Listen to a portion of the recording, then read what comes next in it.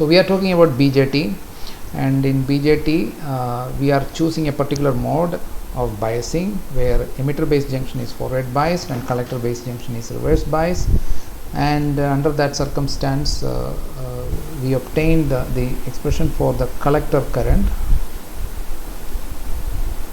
that we obtained. IC, right?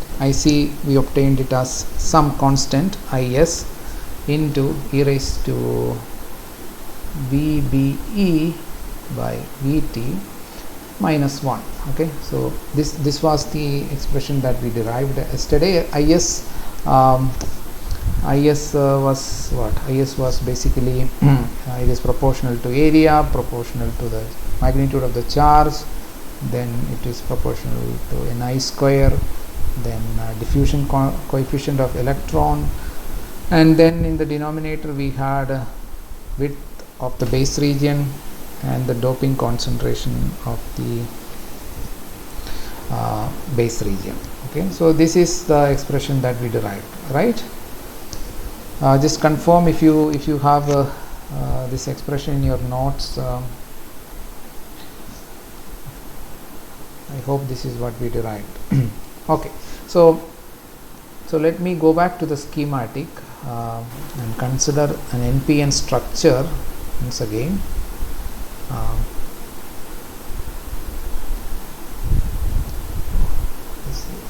Okay, so this is emitter, this is base. Width I am drawing it very small. So this is the emitter terminal, this is our collector terminal, and this is my base terminal. Okay, and we are considering NPN. So this is N, this is N plus, and this is P. Okay, so we talked about biasing it.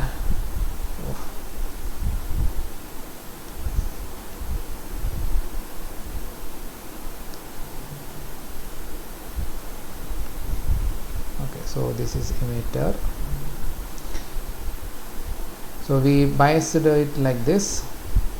This is our VBE, applied voltage across the emitter base junction such that it would forward bias, and we said there is going to be lots of diffusion of electrons from emitter to base, but it will basically result in a current into the opposite direction. So this is our emitter current, okay, which will come out. So this is our emitter current. So this has various components, one due to the diffusion of electrons from emitter to base, the other is diffusion of holes from base to the emitter. Okay, and the electrons which are diffused, so we wrote it as IEN and IEP.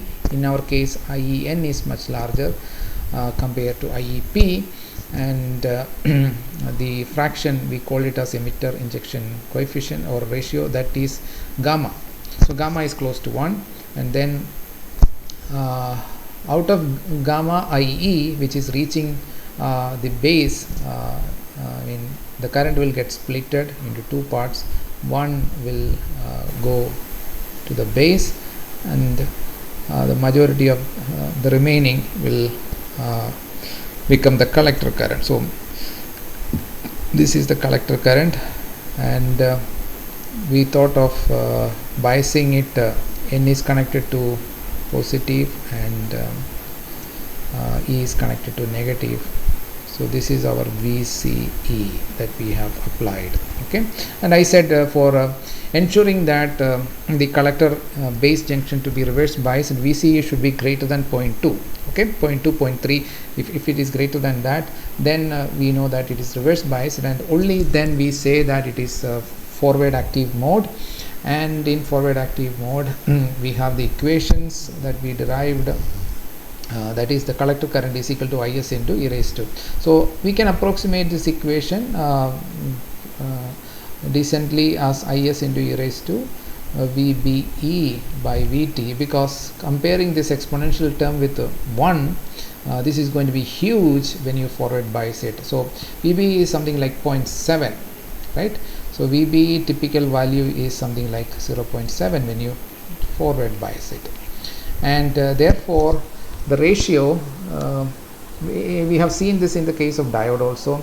So the ratio VBE by VT is basically 0.7 divided by 26 millivolt. So this is 0.7 volt, which is basically 700 by 26. So so if you look at how much is this, so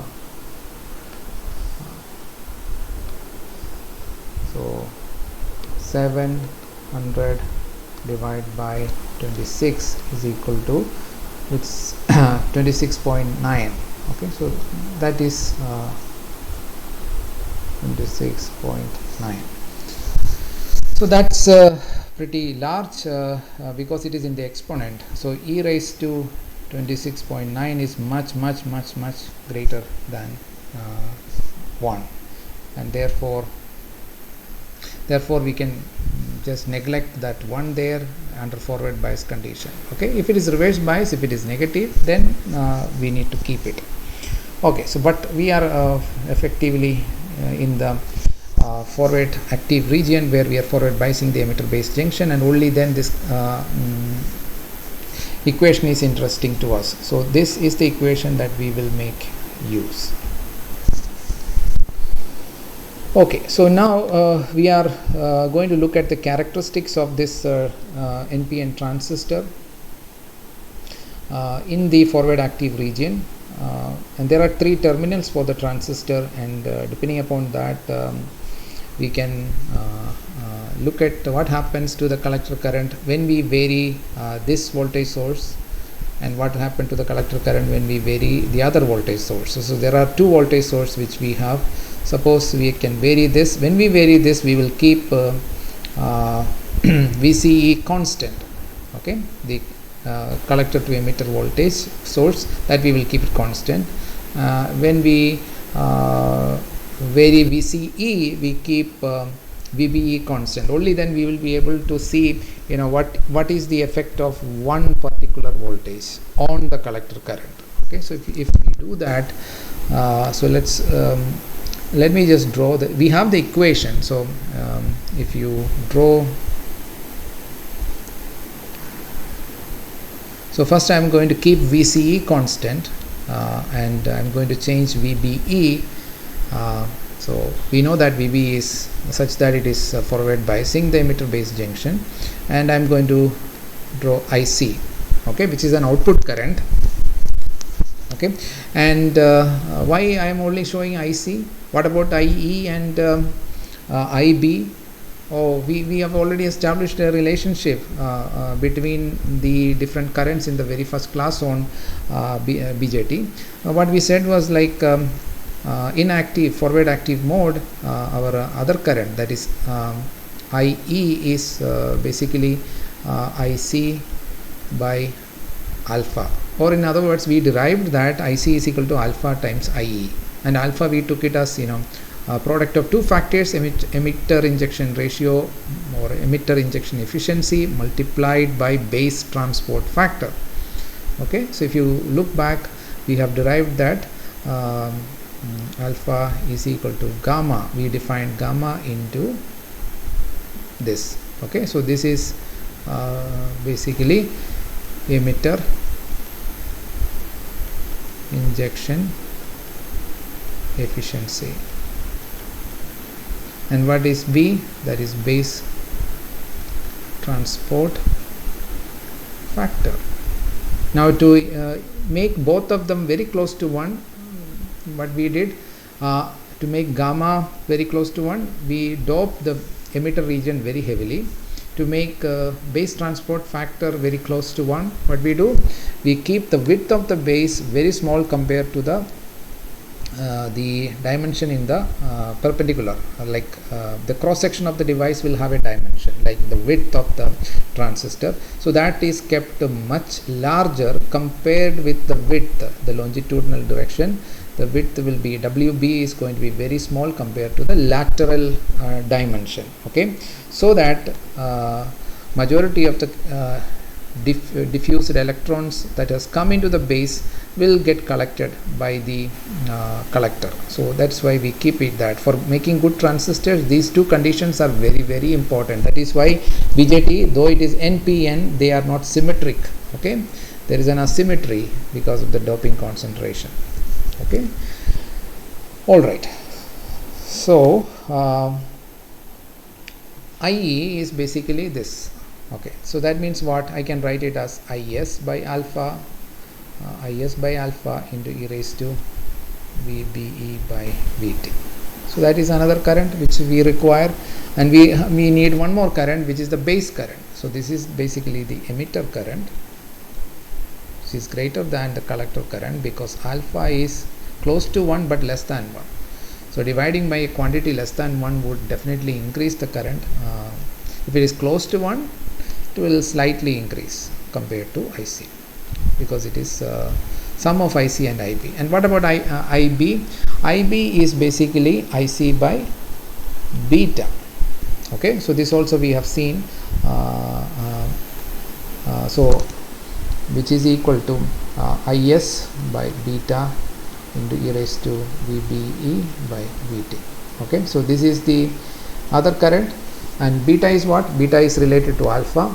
Okay, so we have derived that also in the first class. Beta. Sir? Yes. Sir, what is IS? IS is the constant that we derived in the last class. That was this. Can you see this one here? Okay, sir. IS is a constant that depends upon the various factors like area, then intrinsic concentration, doping coefficient, width of the base, doping concentration of the base, etc. Okay, so beta is what? Beta in terms of alpha, I have wrote it as gamma into curly B, and beta is what? Beta is basically alpha by 1 plus alpha. Alpha by 1 minus alpha, right? Because alpha is very close to 1. Yeah, so the denominator is going to be very, very small because alpha is close to 1, and therefore alpha divided by 1 divided by a very small quantity is going to be very large. So this is like typically 100 or more. It varies with transistor. Some may have 200, some may even have 500. Okay, so to make a good transistor, we need to keep alpha very small and beta very large. Okay, so this expression also we have derived in the earlier class, so I'm not going to repeat all of that. You can look at the lectures if you have doubts. Okay, so that's about the other currents. Okay. Okay, so therefore if you know IC, you pretty much know about the other current, but we need to know how does it depend upon the terminal voltages that we apply between the terminals. First of all, VBE we are going to look at, and the expression that I have put it in the box here, this IC expression, IS into e raised to VBE by VT. IS magnitude, if I write as you have asked, IS, so IS if you calculate, it will come around 10 raised to minus 15 amperes. Okay, it's such a small quantity. Okay, all this constants if you put in, you will get something like that. Okay, Q is also very small. Ni square is Ni is basically 10 raised to 10, then diffusion coefficient WB. So if you put in all this, it will be a quantity somewhere around 10 raised to minus 15. It may vary from 10 raised to minus 14 to 10 raised to minus 16. Okay, so I'm just taking a typical value, 10 raised to minus 15. Okay, so this is the quantity that we have, and then our IC therefore is equal to 10 raised to minus 15 multiplying e raised to VBE by VT. So this many amperes. Okay, and VT, if you are in room temperature, VT is known to us, it is 26 millivolt or 0.026. Okay, so let me just put that also here. So I can put the value of 0.26. so this is my expression. So as long as my input voltage is so if I am plotting here IC, I would like to plot it in milliamperes. Okay, this is an exponential function, as you can see, with respect to VBE. IC is supposed to increase exponentially. So exponentially means depending upon what scale I plot, you will see noticeable change in current at different points. Okay, so if I plot, okay, so this is a typical plot, and so you can see that until here you feel like there is no current flowing, but actually there is a current flowing. But since we are plotting it in the milliampere scale, so every tick here is 1 milliampere, 2 milliampere, 3 milliampere, etc. Compared to 1 milliampere, 10 raised to minus 15 is too small, or even if you multiply this factor become 1000, it's only 10 raised to minus 12, which is also very small. If you multiply, if this quantity becomes say 10 raised to 9, even then this is only 10 raised to minus 6, so you can't even show it in this graph. Okay, this is basically the diode kind of equation, diode current voltage relationship. It is same as that. Okay, the structure is same as that. Okay, so in order to see a noticeable change here, at least this quantity has to become how much? It has to become at least 1/10 of this 1 unit in the scale. Then at least there will be a slight change you will be able to notice. That means this quantity has to become something like 10 raised to 14. Only then we will be able to notice any change. And what voltage of VBE it becomes that it's something like 0.6 or 0.65 or something like that. Okay, so roughly in that range or 0.65, it will begin to the exact value may differ a little bit here and there to this side or that side, but I'm just putting a most likely range at which you will show any difference. It is exactly exponential, just like I have shown the plot of diode characteristics in the last lab. But because we are plotting y-axis in milliampere, we will see only the rise in the graph only at around 0.65 volts. Okay, so this is volts, unit is volt. Okay, so and then the rise become more and more faster as you increase. It will become more and more faster. Maybe I should do better way. Okay, so one of the characteristics of the exponential function is that its slope keep on increasing. Okay, so it is something like this. Okay, it will look like something like this, and the slope at any point, the slope at here is this, and it is more here, it is more slope here, more slope here, and as you move to the right, the slope of the function increases. So that's the nature of the exponential function. Okay, in fact the slope is proportional to the function, the magnitude of the function itself. So if you see, the magnitude is 3 here, and the slope is proportional to that. If it is 4 here, the slope is proportional to 4. Okay, because d by dt of an e raised to t is basically e raised to t, right? So the slope of the first derivative is same as the function, or it is proportional to the same magnitude of the function. So that's basically the nature. So we have drawn it for a particular value of so this curve is drawn for a particular value of VCE. We have kept VCE voltage source constant. Okay, we are not varying it, we are keeping it constant, but we are only varying the VBE, the input voltage. We will call this as the input voltage, VBE, or the first junction voltage. That as you vary, there is a tremendous dependence. So it goes from 1 to 2 to 3 to 4, and the amount of rise by 1 milliampere is different at different points. For example, from 0 to 1, roughly it only takes this much rise in voltage, but then from 1 to 2 it takes a lesser amount of voltage, and then 2 to 3 it takes even lesser. So this difference, if you correctly draw, you will see that this difference will keep on decreasing and decreasing. Okay, and to 4 it is even lesser, and it becomes smaller and smaller and smaller. So that's the nature of the curve. So depending upon where you are, the next 1 milliampere will only require a slight change in voltage. So I think earlier I have pointed out to you when I explained the diode characteristics, if you change by 60 millivolt, okay, 60 millivolt, then the current will increase by 10 times. Okay, so if you want to go from 1 milliampere to 10 milliampere, you only need to increase the voltage by 60 millivolt. Okay, so from the present voltage, whatever is the place where you are getting 1 milliampere, you increase it by 60 millivolt. So that means you are changing something linearly in the voltage axis, but the current is going to be multiplied geometrically by factor of 10.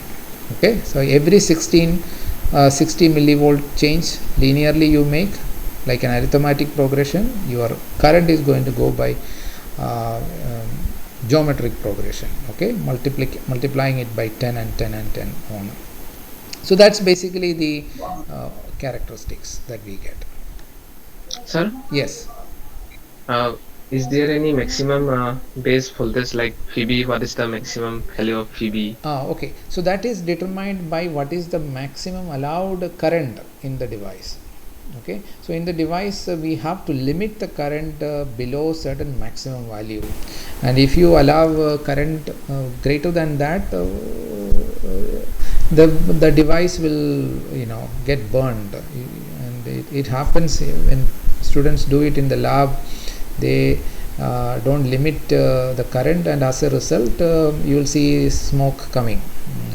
Okay, so you have to be careful. You need to put the series resistors when you apply voltages, VV and all, so that the current will be limited. So that is in practice. When you do it in the lab, you have to do like that. So how much is that maximum current? That depends upon the component itself. Okay, so there may be different varieties of transistors, like which can be operated with larger power, small signal power. Power transistors are there which can even take 1 ampere current or 2 ampere current. Okay, so there are power transistors, so which you can allow more current to pass through it, and there will be no problem. But for power transistors, usually there will be what is called as heat sink. Okay, whatever heat that is generated, it will be it will be removed by the help of heat sink. So you will see some metallic plate attached to it, which will get heated up as you operate this power transistor at high current. But the small transistors with a lesser rating, maybe it will allow, say, maximum 100 milliampere. So that's the kind of transistor usually we use for designing amplifier circuit for lab purposes. But it depends on the application. So there are different ratings. Transistors with different ratings are available. Okay, so you need to look at the characteristics, and then depending upon what is the maximum current, you can just put a line here. Say there is an I max, okay, somewhere here. You can put a line here, and then you can drop a perpendicular down. So that will be your maximum voltage that you should apply. So usually it is expressed in terms of the current, and you can find the voltage from the characteristics. Okay, so that is one thing. And then what about the other characteristics? The other characteristics, if I plot, so again we are going to plot I see. Now here it is VCE. Now VC, I said you have to apply greater than 0.2 volt. So 0.2 is here, but you can apply any voltage. You can apply, say, 1 volt, 2 volt, 3 volt, or 5 volt. Okay, so how much voltage that you apply. Only condition for us is it should be greater than 0.2. Okay, so that will ensure that it is operating in the reverse bias, and the collector base junction should be in the reverse bias. That's our requirement. But provided that requirement is satisfied, you can apply any large voltage. But of course, you cannot apply very large voltage, because we know that reverse breakdown will happen if it goes beyond the breakdown voltage. So the reverse voltage has to be limited depending upon the breakdown voltage. Okay, so that may be larger value, maybe 50 or 100 or something like that, but otherwise you can apply large voltage. Another thing is that if high current is passing and you are having large voltage in the reverse bias, then there will be more power dissipation. Power dissipation is usually, so as I said, there is a maximum current, there is also going to be maximum power dissipation. So that is a product of VCE and IC.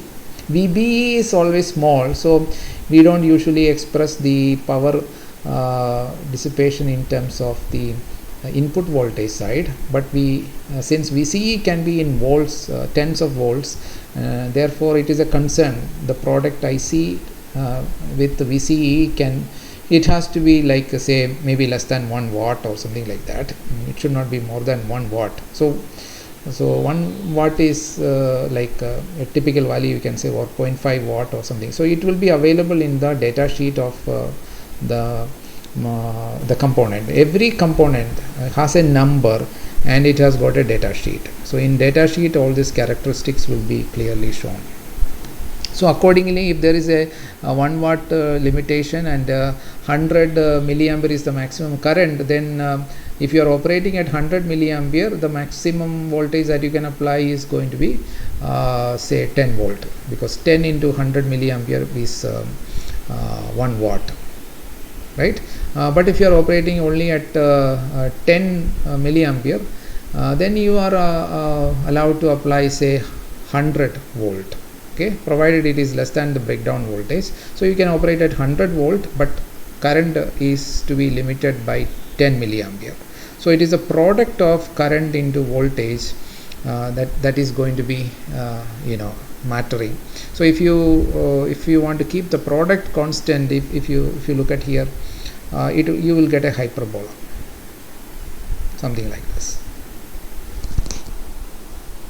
right? Product of x and y is a constant. Let me draw a better hyperbola. Okay, something like this. So this is basically IC into VCE less than P max. Added to that, there is a condition for maximum current.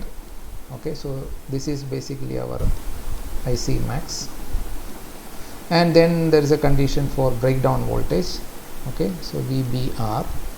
So you have to operate the device within this range. Okay, so this I said typical value 1 watt. Okay, so this IC max may be like 100 milliampere, and VBR may be something like say, or let's say 50 volt. Okay, so so less than 100 milliampere, less than 50 volt, but then the product has to be less than 1 watt. So that is the kind of specification for safe operation of the device. Okay, again I am plotting my current in milliampere. Okay, and then what are we going to plot? How IC varies with VCE. Now if you look at the expression for IC, that is, this is the expression, there is no VCE there, right? This voltage is never there in this expression. You can't see, this is a constant and this is the only voltage variable, that is VBE, therefore it doesn't depend. So provided a particular constant VBE is fixed, you are going to get a constant current. It doesn't depend upon VCE. Okay, you increase the VBE, the current will increase, but there is no dependency on VCE. So you get lines like this. Okay, provided it is greater than 0.2. If it is less than 0.2, there may be a different thing happening, because we are not in the forward active region. Provided we are in the forward active region, the collector current doesn't depend upon VCE, because in the expression that we derived, we don't have a VCE in it. So we will get constant lines here, whereas when we look at the input characteristics, it is just like the diode current voltage relationship. So the current very much depends upon the input. So output IC is basically collector current, which is also we can treat it as an output current, output quantity. So that basically depends only upon the input voltage. It doesn't depend upon the output voltage. So what does this shows? From on the basis of what we have studied earlier, these two characteristics, what does it hint at? We have a current, okay, so which doesn't vary with the voltage across it, okay, and what type of characteristic is that? It is similar to the current source, right? It looks like a current source. No matter what is the voltage that you apply across the current source, it will pump the same amount of current. So this is looking like the characteristics of a current source. If it is a resistor, what is the characteristics? It's like constant. It's like this. Okay, so as you increase voltage, the current increases. But here you see that we are increasing voltage but no change in the current. It is just flat. So this is like I is equal to V by R. So this is resistance.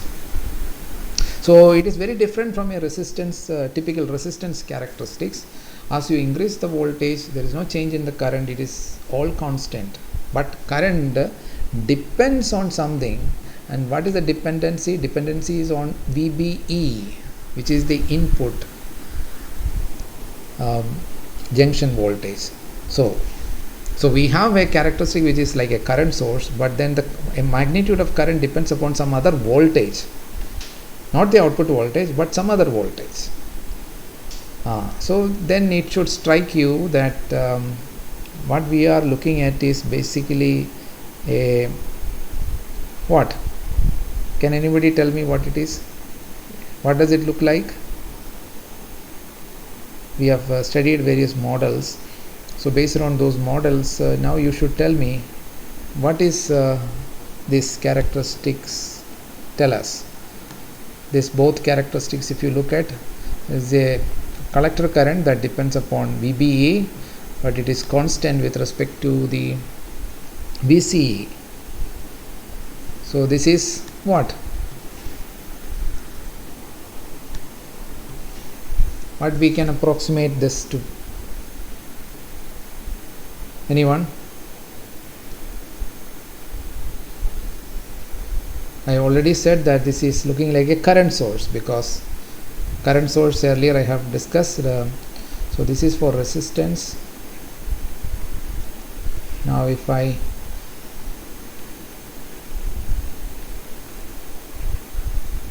draw the current source characteristics, ideal current source will have constant current, so it is matching with that.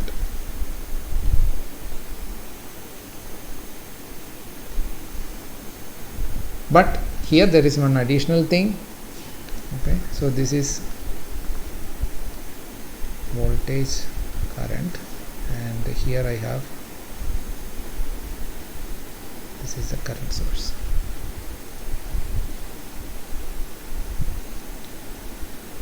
So whatever is the voltage, it doesn't change. So what can I approximate the characteristics with? Are you listening? So voltage control current source. Very good. Yeah, that's what I want you to say. So it's a current source, but the current source is not controlled by the voltage across it. It is controlled by some other current, some other voltage actually, and so we will write it as what did we do in the models?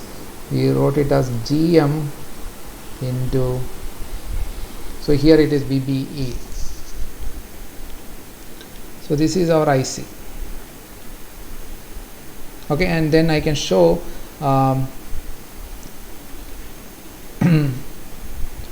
this part. I can approximate it like a diode,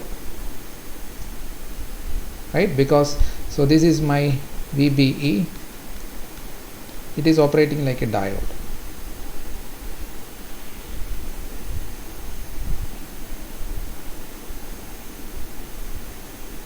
Okay, so so the input side I can approximate like a diode, the output side I can approximate like a voltage control. So this voltage is going to control the current that is through it.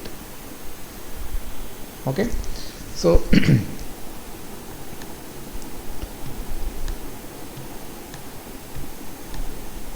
so we can model this. So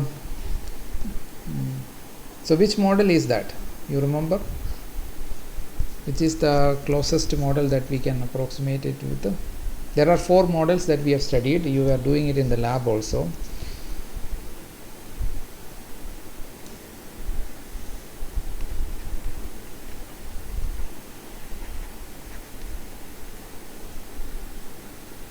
Okay, so you remember this transconductance amplifier model. So what is transconductance? So now we need to find out what is the GM. Okay, so looking back the characteristics, we need to find out what is GM. So what is GM? GM is like the factor by which the current changes when you change VBE. So which characteristics we have to look at? We have to look at this characteristics. The current is changing with VBE. So what is the change, or what is the factor by which the current changes when you change VBE, or the ratio of the collector current and the base emitter voltage. So that is what determines the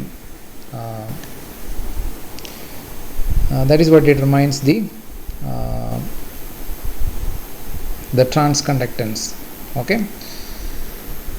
Okay, so how do we find the transconductance? So let's go back to the equation. So we have the equations. IC is equal to IS, which is a very small quantity, multiplied with e raised to VBE by VT. Okay, so this is the expression, and then so we are now going to see whether we can use this transistor to make amplifier. Okay, so let me just draw the symbol.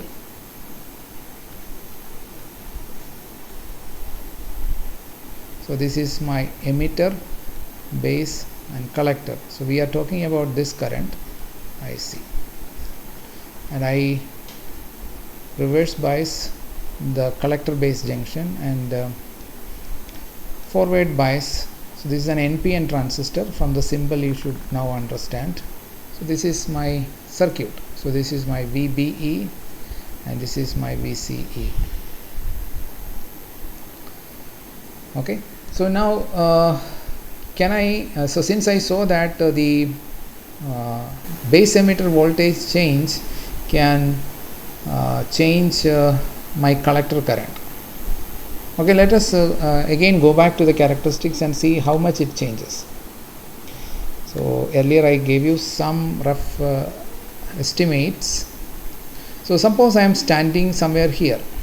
So I am having a 1 milliampere current flowing as IC, and the correspondingly there is some voltage here. So let me say that voltage is 0.7 volt. So when 0.7 voltage is applied, I have a 1 milliampere current. So now I increase that voltage say by 10 millivolts. Okay, so 10 millivolt means say it will become 0.71.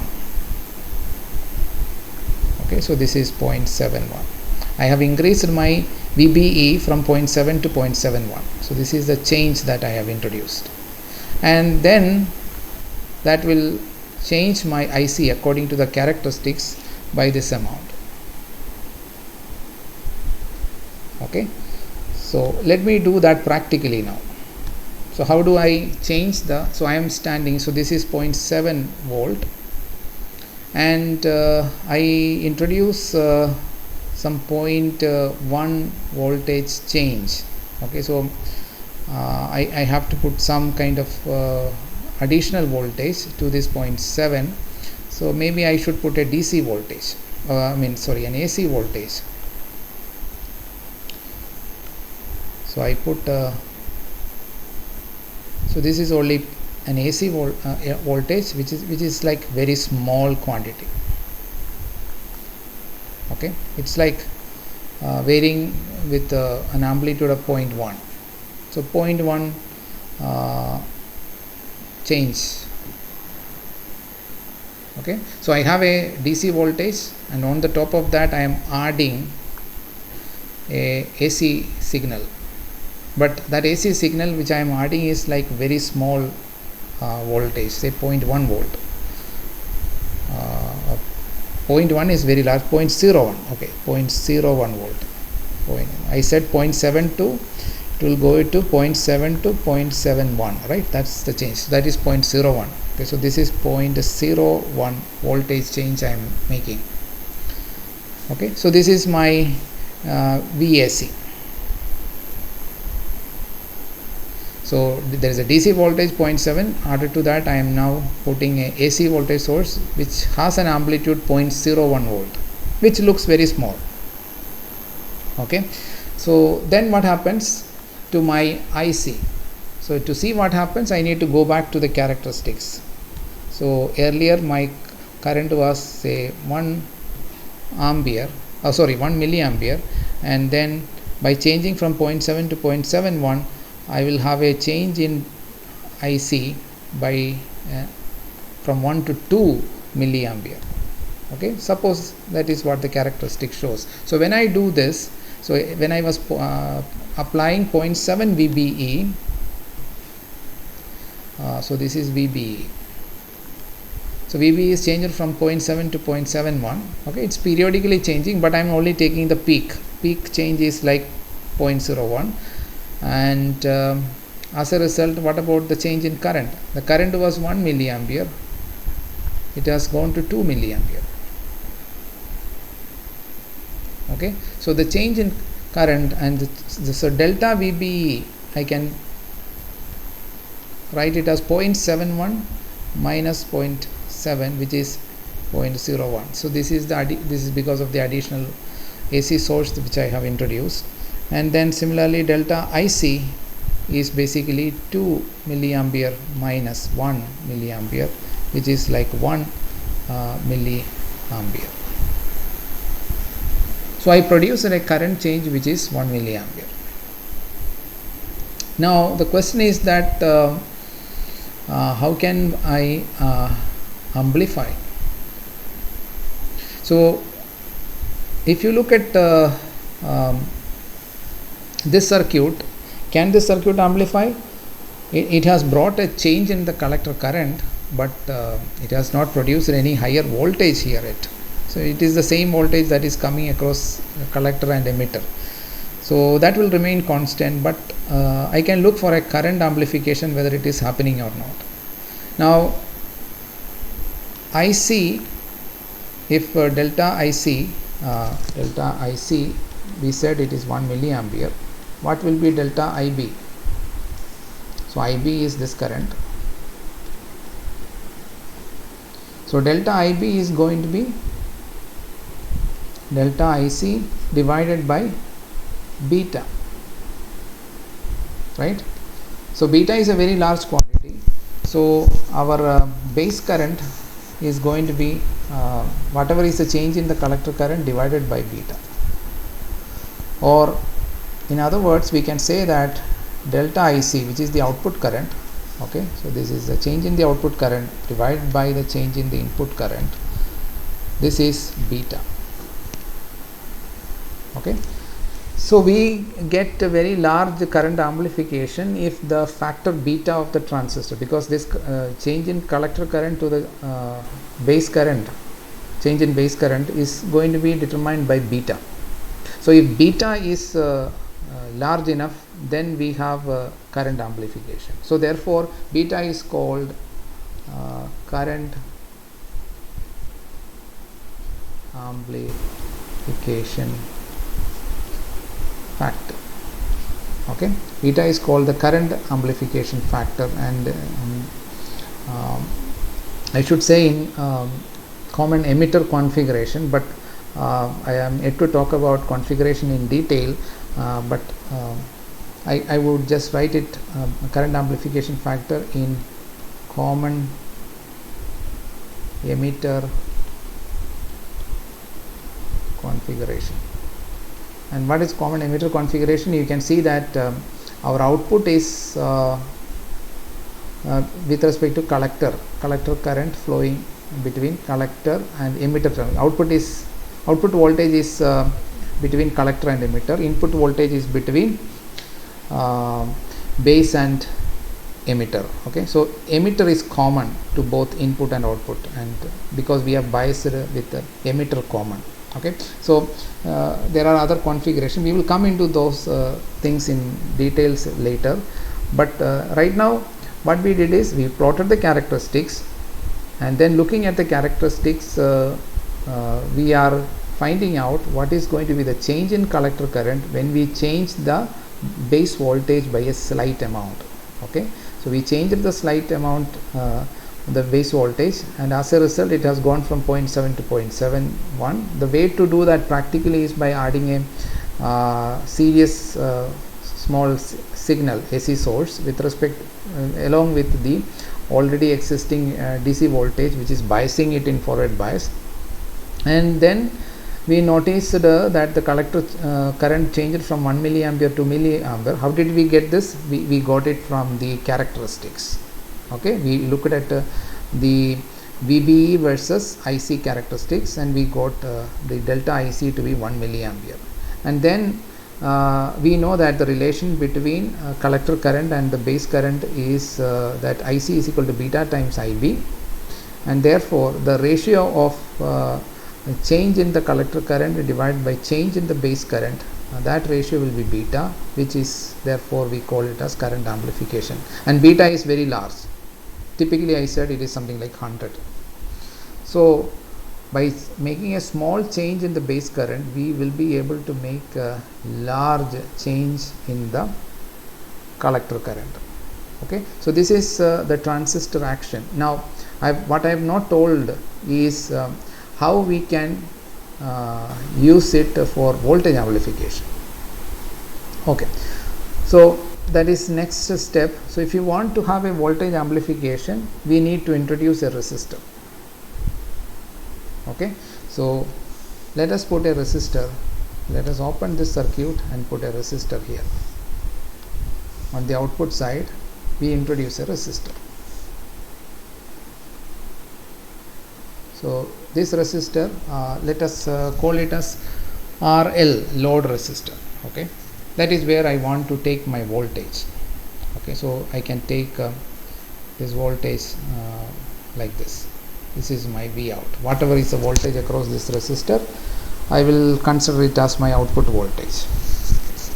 Okay, so now again I make this change.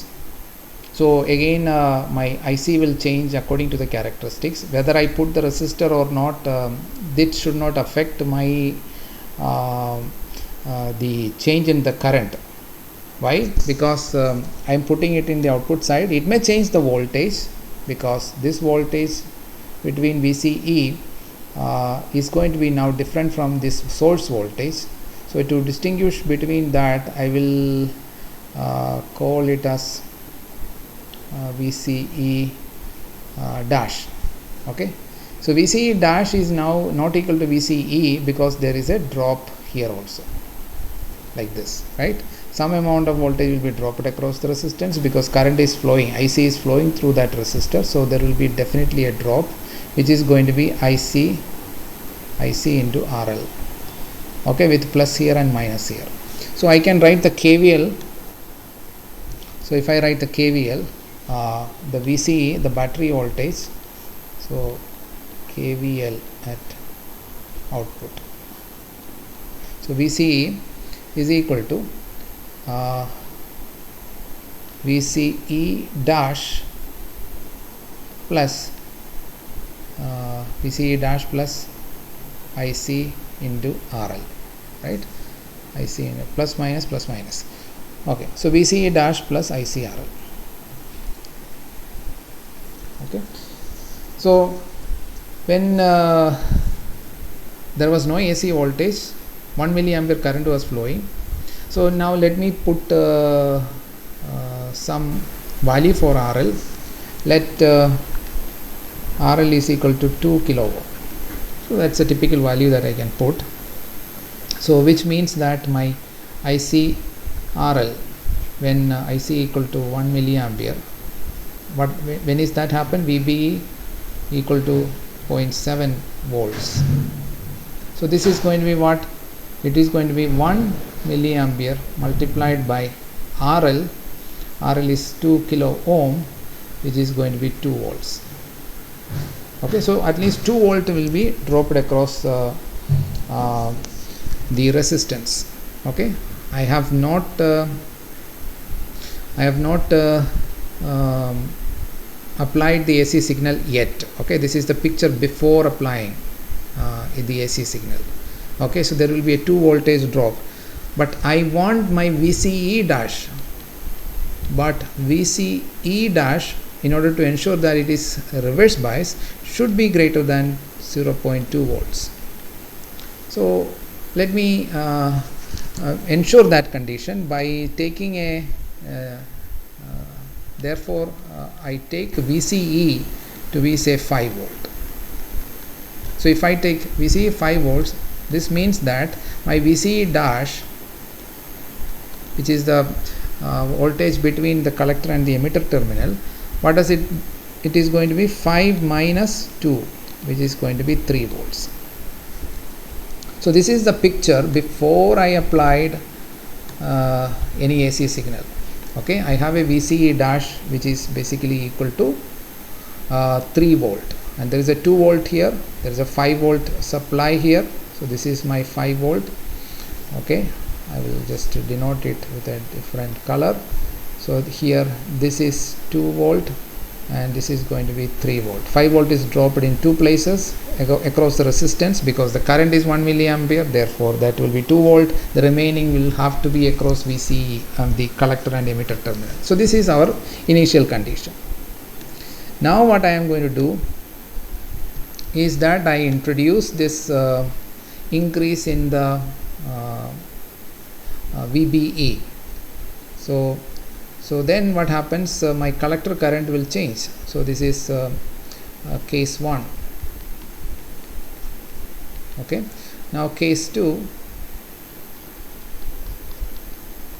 So IC is now, so here IC is what? IC is equal to 1 milliampere. Now IC will become 2 milliampere. Okay, so how does it happen? It is happening because my VBE is now 0.71 volts. So then what happens as a result of this? So if I again calculate,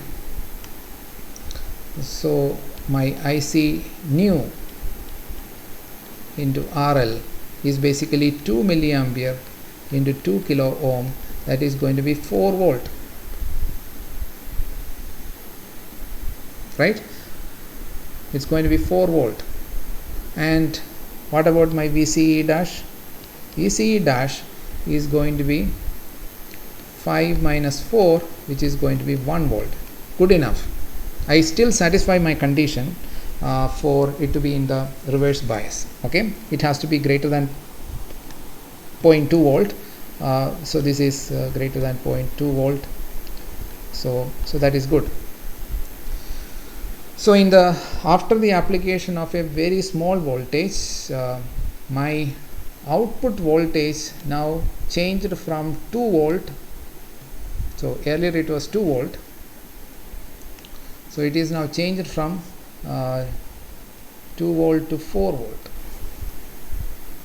but with polarity like this. So what is the initial output voltage? It was if I take this as plus and this as minus, it will be minus 2 volt, and it has become minus 4 volt.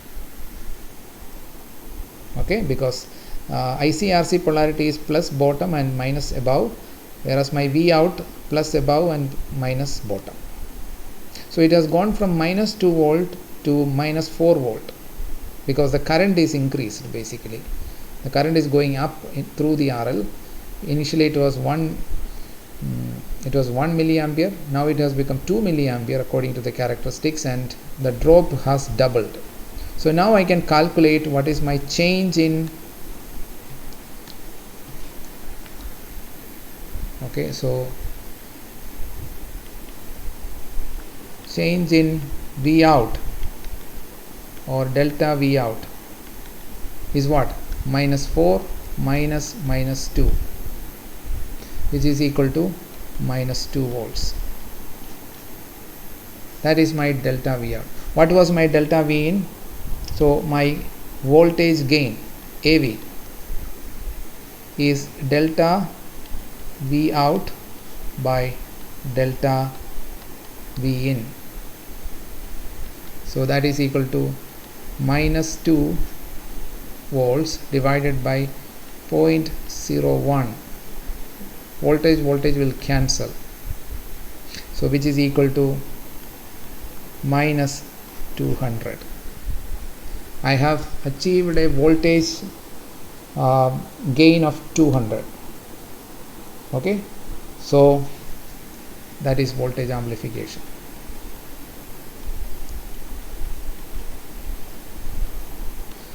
There is a minus sign. That's because the output voltage is decreasing. Okay, because it is negative, it is decreasing. When the input is rising from 0 to 0.1 like this. So if I draw the waveform here,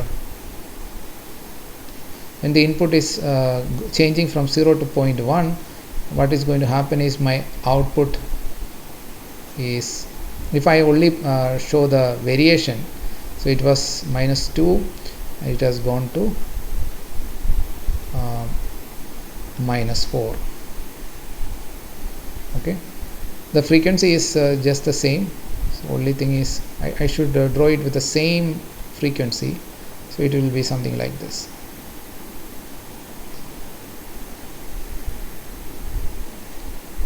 Okay, and this will be 0. So that is my voltage on my change. So this is my V out.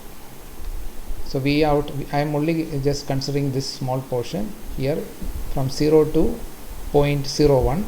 It is rising the input, and accordingly my output is changing from minus 2 to minus 4.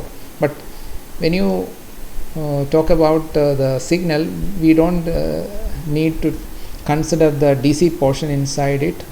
We can just remove the DC from it, and we can just look at just the variation of the current. Okay, so there is a rise in input voltage, there is a decrease in the output voltage, and similarly you can show that when you decrease the input voltage, there will be increase in the output voltage.